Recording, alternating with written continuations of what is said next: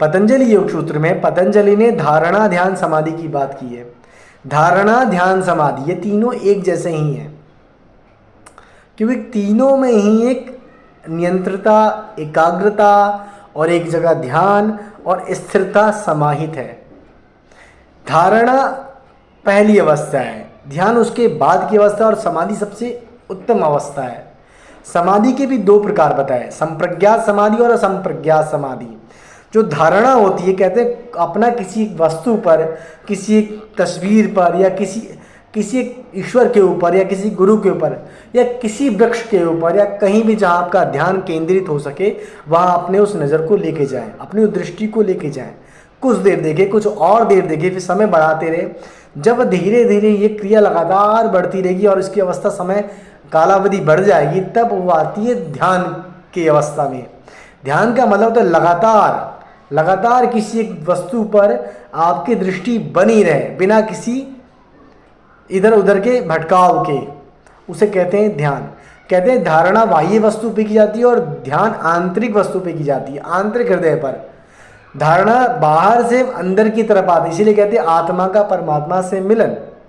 पहले हम आसपास को समझते हैं, फिर अपने आप को समझते हैं। और समाधि ध्यान से ऊपर की अवस्था है। कहते हैं समाधि में कुछ लोगों को ज्ञात रहता है कि मैं इस अवस्था में बैठा हूँ, कुछ लोगों को नहीं ज्ञात रहता कि मैं इस अवस्था में नहीं बैठा हूँ। जब आपको ज्ञात रहे कि समाधि के दो भाग है, संप्रज्ञात समाधि और असंप्रज्ञात समाधि। संप्रज्ञात समाधि की चार अवस्था है, वितर्क, विचार, आनंद और अस्मिता। वितर्क, विचार, आनंदा और अस्मिता, ये चार प्रकार की संप्रज्ञात समाधि के भाग है। इनसे एक एक अवस्था से आप निकलते हैं। फिर जब आप इसमें पूरा रूप से जब समाहित हो जाते हैं या समझ लेते हैं, अनुभव कर लेते हैं या उस अवस्था में रह लेते हैं, तब आपको असंप्रज्ञात समाधि का अनुभव होता है। असंप्रज्ञात समाधि में आप सब कुछ भूल जाते हैं। कहते हैं उस समय उस अपना भी भान नहीं रहता, अपने आप हमारे बारे में भी हमको कुछ भी याद नहीं रहता कि हम क्या कहें। क्योंकि जब कुछ सागर में कुछ बूंद डाल देने पे उस बूंद को ढूंढने जाओगे तो आपको पता नहीं चलेगा। जब हमारी आत्मा यानी हमारा वो जो सूक्ष्म शरीर है परम ब्रह्म में से जुड़ जाता है, तब हम उसका ना तो हमें ज्ञात रहता ना, कहते हैं शून्य की अवस्था हो जाती है। शून्य की अवस्था जहाँ कुछ भी शेष ना रहे, कोई विचार, कोई वितर्क, कोई आनंद, कोई अस्मिता ना रहे, उससे आप ऊपर निकल जाओ, वो कहलाती है हमारी असंप्रज्ञात समाधि। दो तरह की समाधि को भी मोक्ष भी कहते हैं, केवल्य भी कहते हैं और निर्वाण भी कहते हैं।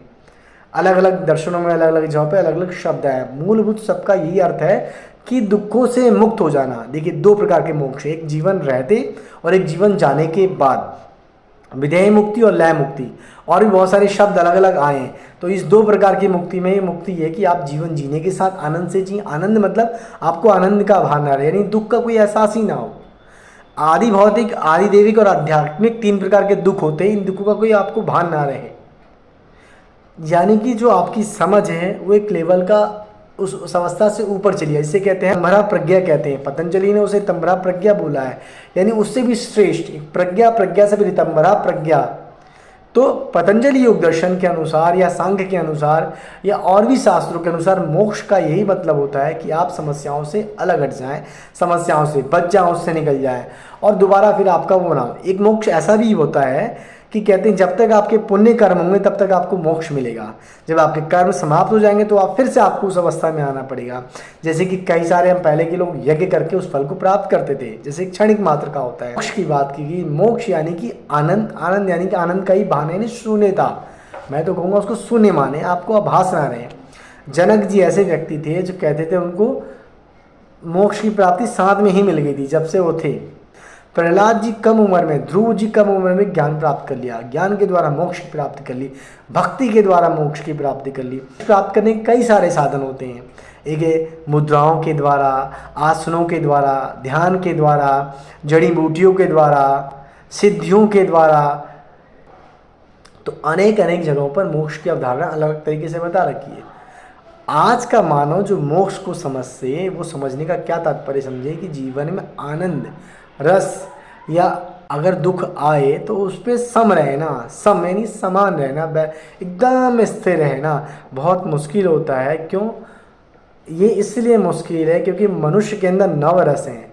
नौरासैनिक क्रोध भी होता है, क्रोधी भी होता है, दुखी भी होता है, हंसता भी है, खुश भी रहता है, और श्रृंगारिक भी होता है, वीरता भी उसके अंदर, धैर्यता भी आती है, सब कुछ आती है, क्योंकि वो उसके अंदर भाव पहले से ही व्याप्त हैं। जैसा दृश्य देखेगा वैसे उसके अंदर भाव आएंगे।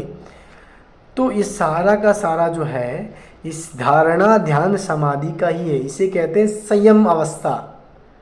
इसको कहते हैं एक ऐसी अवस्था, धारणा ध्यान समाधि में पहले आप किसी को देखें, देखने के बाद लगातार देखते रहें, फिर वो आंतरिक दृष्टि में अंदर की तरफ देखते रहें अपने चित्त के स्थान पर, और फिर आप समाधि की अवस्था में आएंगे। उसके बाद समाधि की विचार अवस्था से निकलेंगे, वितर्क विचार आनंदास्मिता, उसके बाद असंप्रज्ञात समाधि मिलेगी, से मोक्ष, कैवल्य, निर्माण और आनंद कहते हैं।